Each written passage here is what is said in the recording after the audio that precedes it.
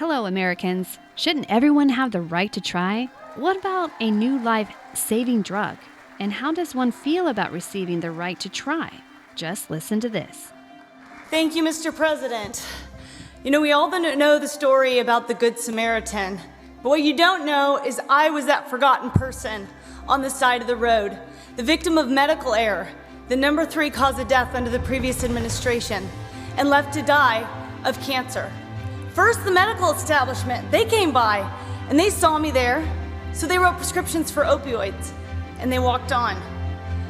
Next, the political establishment, they saw me there and they stopped just long enough to come over and tell me how to die, how to speed up my death so I could somehow die with dignity. But then an outsider, my Good Samaritan, President Donald J. Trump, he saw me there and he didn't walk by, he stopped.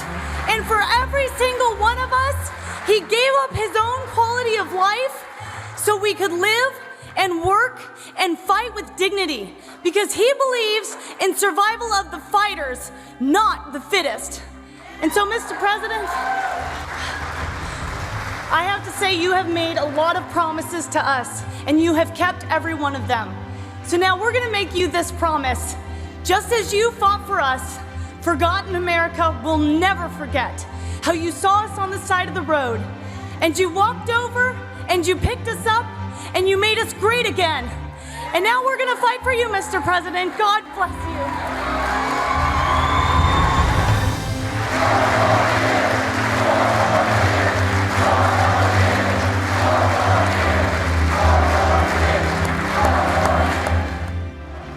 Wow, she is feeling the right to try. I think it's time for the pharmaceutical companies to do the same. How about you? Well, now thanks to President Trump, they kind of have to. Thank you, Natalie. It was an incredible thing. I saw the pictures of Natalie. She was in a wheelchair, she was in a bed, and they showed, and it was so incredible. And they were actually preparing her for death.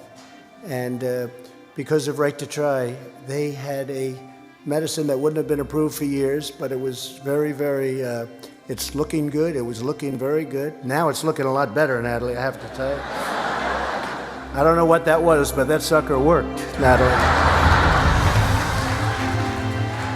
You know, part of the problem with Right to Try is that the big pharmaceutical companies and the labs, they didn't want to do it because they didn't want to have where a person's terminally ill or very in bad shape. They didn't want to have that on their record. I understood that.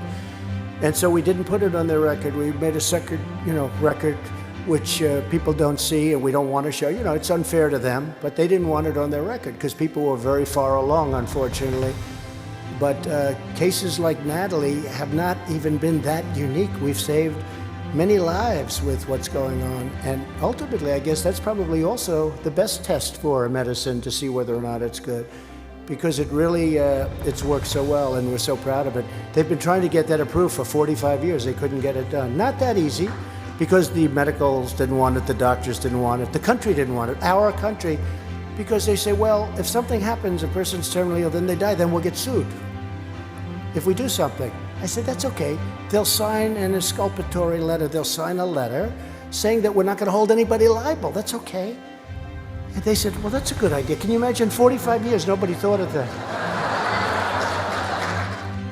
45 years, huh?